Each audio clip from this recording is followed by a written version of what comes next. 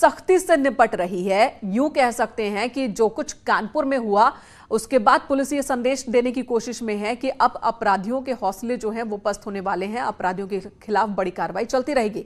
मेरठ से बड़ी खबर, टॉप 10 बदमाशों की लिस्ट यहां भी जारी की गई। 2.5 लाख का इनामी बदमाश बदन सिंह भी मोस्ट वांटेड की लिस्ट में शामिल है। 15 महीने से वो फरार चल रहा है। कपिल गुर्जर का नाम भी इस टॉप 10 बदमाशों की लिस्ट में शामिल है। मोहित शर्मा, दीपक शर्मा की पुलिस को तलाश है लंबे वक्त से। सरताज, जीशान, साबू, इस्लामुद्दीन और फिरोज भी इस टॉप 10 बदमाशों की लिस्ट में शामिल है। इनके खिलाफ भी पुलिस अब कार्रवाई कर रही है। शिकंजा कसना तेज कर दिया है पुलिस ने। इनकी तलाश भी तेज कर दी गई है पुलिस की ओर से। तो कुख्यात बदमाशों की एक लिस्ट मेरठ में भी तैयार कर ली गई है। उमेश श्रीवास्तव हमारे सहयोगी इस वक्त हमारे साथ जुड़ चुके हैं। उमेश, यहां भी एक लिस्ट तैयार हो गई है, लेकिन इस लिस्ट पर काम कितनी तेजी से और कब होगा?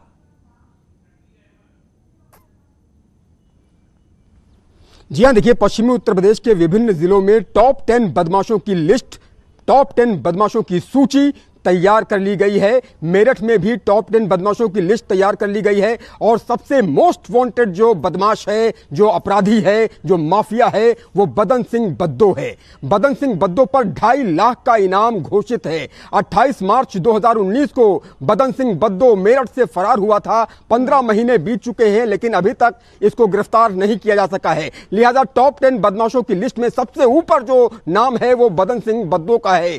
टॉप 10 बदमाशों की लिस्ट में अगला दूसरा जो बड़ा नाम है वो कपिल गुर्जर का है, जो टॉप 10 बदमाशों की लिस्ट में शामिल किया गया है। इसके अलावा दीपक शर्मा, मोहित शर्मा, इस्लामुद्दीन, साबू, फिरोज सहित 10 बदमाशों की टॉप 10 की लिस्ट तैयार हो गई है। यही नहीं, ऐसे बदमाशों की लिस्ट भी तैयार हो गई है जो जेल के अंदर सलाखों के पीछे हैं। 2.5 लाख का इनाम है और ये इनाम विकास दुबे पर जितना इनाम घोषित है उसी के बराबर। जो सबसे ज्यादा इनाम होता है उत्तर प्रदेश में किसी अपराधी के ऊपर, वो इनाम, और 15 महीने से वो लापता है। अब लिस्ट जारी हो रही है, तो किस रफ्तार से काम होगी? वाकई बदमाशों के खिलाफ ये लिस्ट है, उनके खिलाफ कार्रवाई है, या बस कानपुर में जो हुआ तो अब पुलिस से संदेश देने की कोशिश करी है, पुलिस अपना इकबाल बुलंद करने की कोशिश में जुटी हुई है? बस इतना ही दिख रहा है।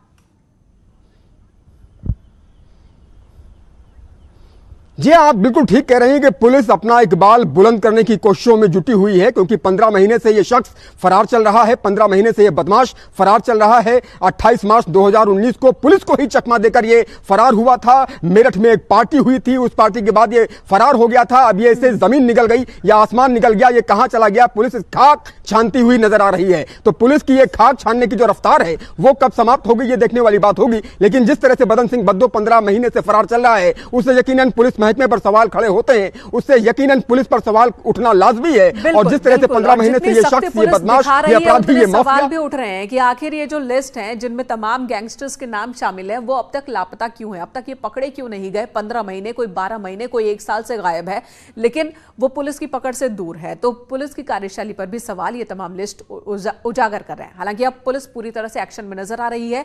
इधर कानपुर कांड की ही बात कर ले तो गैंगस्टर विकास दुबे इस वक्त तक पुलिस के हाथ नहीं लगा है, लेकिन इस घटना के बाद से ही उसकी नौकरानी पुलिस की निगरानी में है।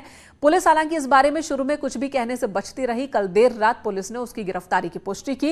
न्यूज 18 के पास विकास दुबे की नौकरानी के पुलिस हिरासत में होने की एक्सक्लूसिव तस्वीरें हैं जो इस वक्त न्यूज 18 पर आप देख पा रहे हैं। हालांकि पुलिस ने शुरुआती दौर में नौकरानी को गिरफ्तार किए जाने की बात नहीं कही थी, लेकिन निगरानी में थी ये नौकरानी, और पुलिस को उम्मीद है कि बहुत कुछ इंपॉर्टेंट इंफॉर्मेशन इससे भी हासिल किया जा सकता है।